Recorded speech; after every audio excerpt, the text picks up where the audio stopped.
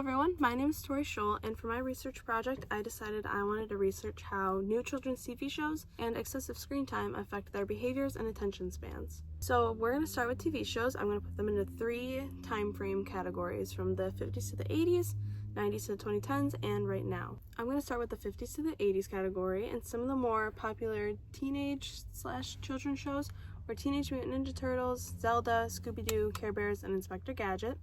And the most significant thing about these shows is that they were all done in 2D animation. So all of these shows were hand-drawn. People said that these shows felt a lot more intentional, they were more informative, they were all slower paced and episodic, which means that their storyline ranged from episode to episode rather than spanning out over multiple seasons. And it was also much more cost effective than the 3D CGI that we got going on now. Moving into the 90s to the 2010s category, the more significant thing that I noticed in these shows moving forward was that children's shows would ask questions to the children and give a significant amount of time to answer.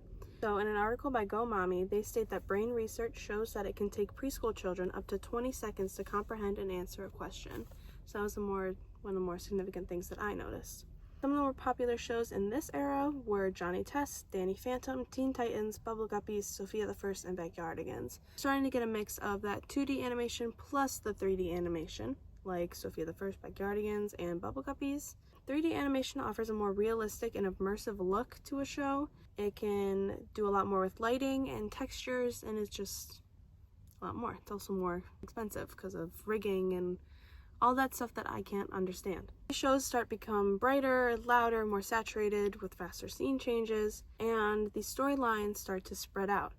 So one of the shows that does this significantly is Miraculous. It's a 3D animated children's show. It has had this storyline range from 2015 to now, over 6 seasons, about different identities and a whole bunch of stuff that I don't know about, but that's one of the more popular ones.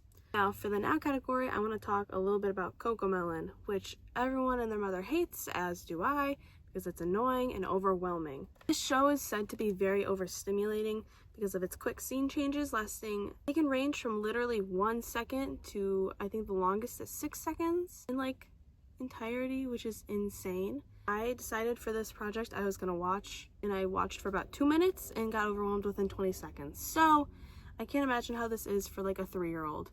So Cocomelon uses about every attention-grabbing strategy that they can. They have their colors turned all the way up. They are switching scenes every 1 to 3 seconds, basically. And it's very repetitive, which keeps a child's attention. So Reddit can't really be used as a source. However, a lot of parents use Reddit to communicate about what their children are acting like and questions and all that. So many of the parents would say that watching Cocomelon put their child in a zombie-like state, and they literally wouldn't blink, which is very scary. But it also relates to a lot of the almost addiction-like terms that they would use when describing their child watching Cocomelon. So one parent said that they quit cold turkey, referring to Cocomelon, and their toddler has only had a few cravings since quitting. Another big part of this is that Cocomelon isn't actually a TV show, it is on YouTube, which leads me into talking about iPad children, which we all know and absolutely love. I'm kidding. iPad children are notorious for being annoying and loud and having tantrums and being upset all the time. And I truly think this is because these children are getting addicted to the constant dopamine releasing effects that they have from watching these tablets all the time. So naturally, children look up to their parents or whoever's significant in their life. So I know when my mom got a tablet for the first time, I really wanted one. I ended up getting one.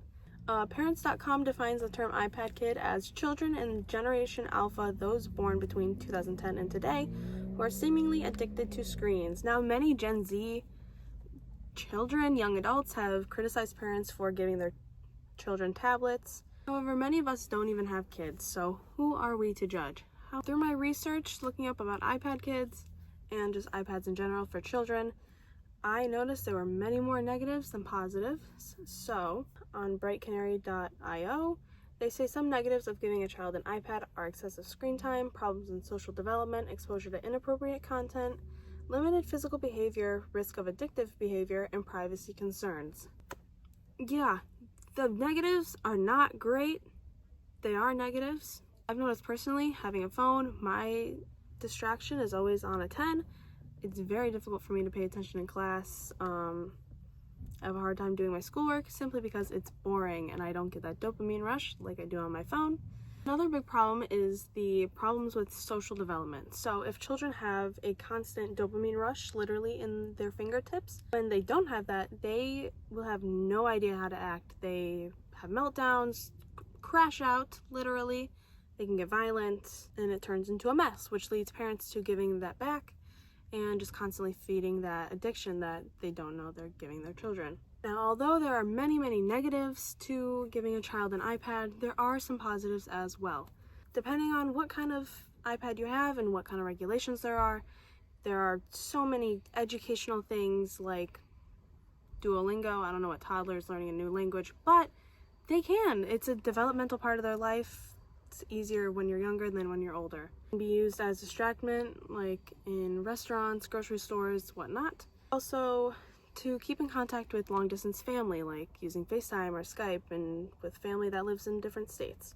So overall, I don't think that the benefits really outweigh the positives in giving a child an iPad or letting them watch excessive amounts of TV. There's no benefit that they can get from that outweighs what they can get from an actual person or hands-on activity at the end of the day. Thank you for listening. I say don't give your child an iPad, but that's up to you. Have a good day.